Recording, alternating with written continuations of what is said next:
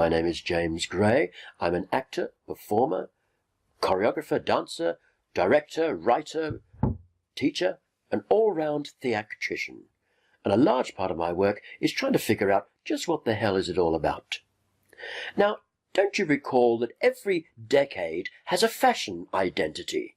We've got the 1920s flapper, the sleek lines of the 1930s, the 40s military look, the 50s skirt, etc. And so it goes on and so it goes on, until we get to the 90s, when there's nothing.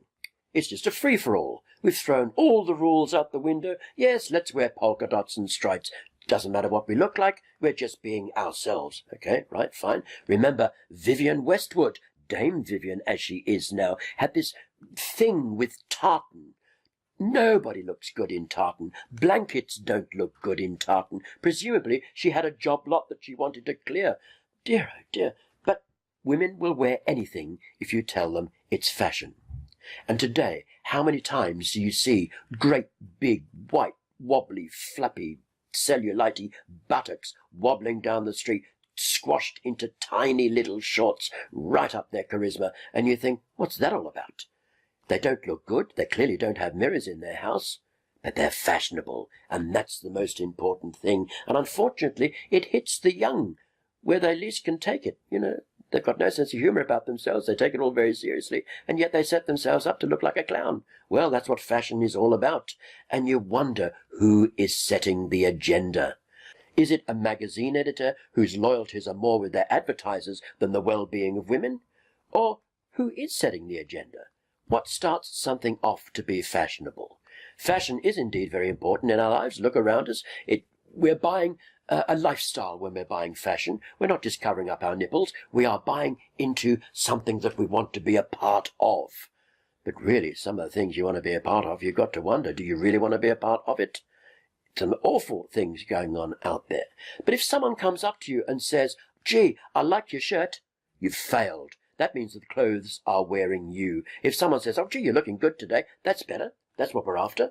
Because you don't want the clothes to take over. And that seems to be the case in a lot of it. Although contemporary fashion is, as I said earlier, a free-for-all.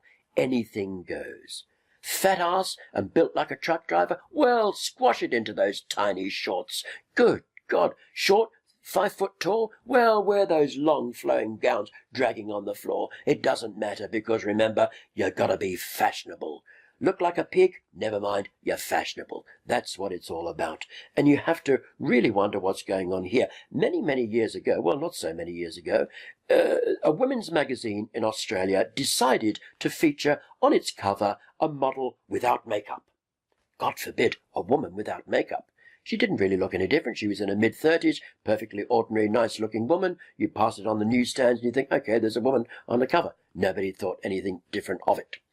The idea was to make a blow for women. We're not going to be popsicles for men. We're going to be ourselves, at one with nature. Fine, lovely, great. Except the readership of the magazine had a huge recoil and said, this is appalling. How could you do this to us? Apparently, women like to be seen as goddesses and like to be seen in an airy light. Well, okay, fine.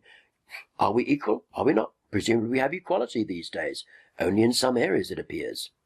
So fashion, is it down to help us look our best? No, it's simply there to sell product for some wacky designer who seems to have a job lot on strange fabrics that they want to be moved. Baffling. There we go. I'm James Gray. Until next time, keep your hand on it.